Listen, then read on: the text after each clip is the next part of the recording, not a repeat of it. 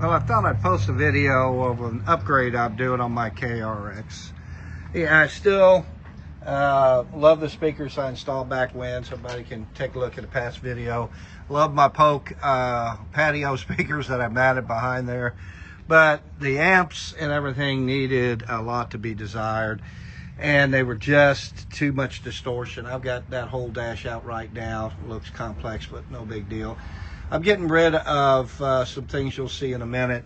Here's what I went to. I went to these DS18s. This is a 5-channel amp here.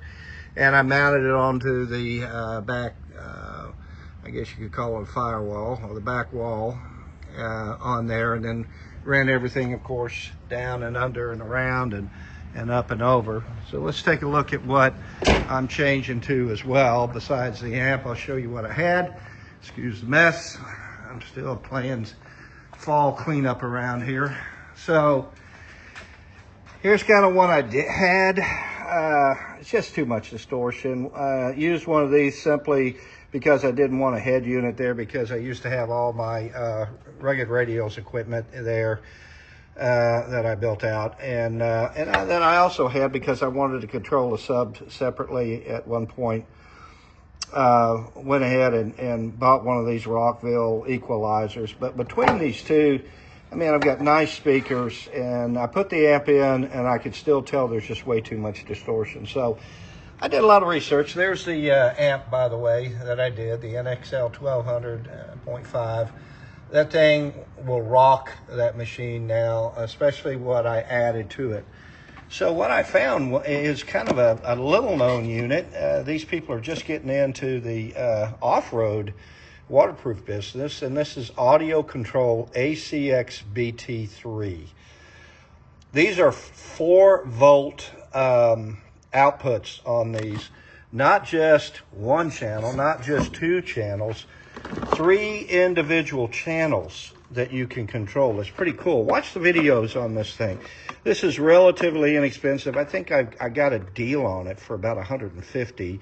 They run about $200. But you can see you have 3 sets of line outs. What's really cool about this is you can control all 3 sets right on this little head unit. I just finished up. This button here was to push my wipers for my washer, for my wipers, and spray water. That one there is to turn on my green lights on my factory LED light bar. But this unit is really nice looking. It's not super deep, as you can see. All it does is control other equipment, and it's Bluetooth, so you can certainly go to your phone and whatever you want to play on it, your music and what have you. But what's really cool is, and I wish I could light it up right now, but watch the videos online about this unit and the reviews of it. With 4 volts out, and it's got 24 DACs in it, it's a nice unit. These guys have probably done better than Kicker and a few others as far as the head unit goes.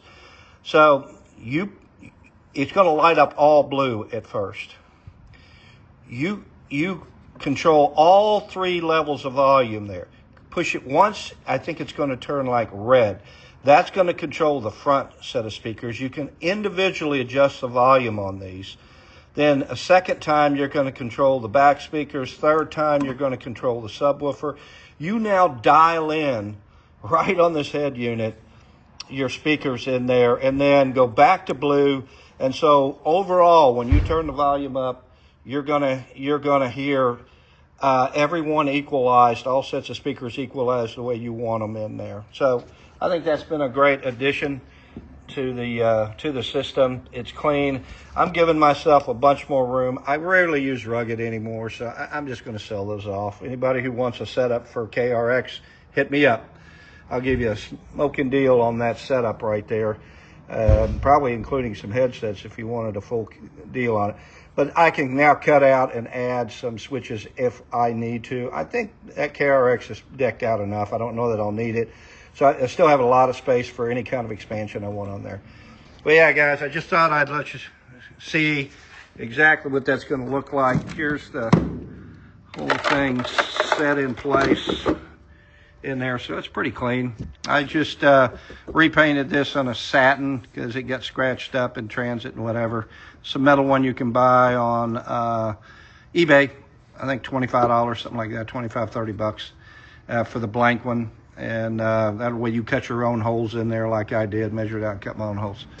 So there's the scoop. Hope this is informative for you guys. By the way, I've already tested this out. Man, it makes a huge difference with that DS18 on my speakers. And I went to a kicker round sub out back.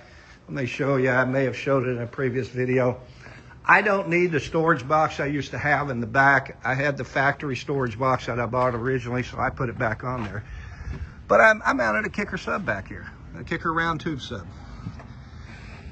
And it's solid as a rock. And I still have some storage.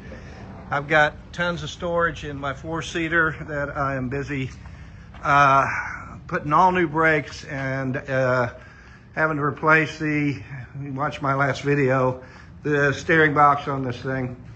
So I'm getting there. I'm hoping to have it ready by spring. We're probably headed back to Moab this year. But yeah, I hope that's helpful for you guys. Anybody needs any questions answered, just hit me up. Thanks.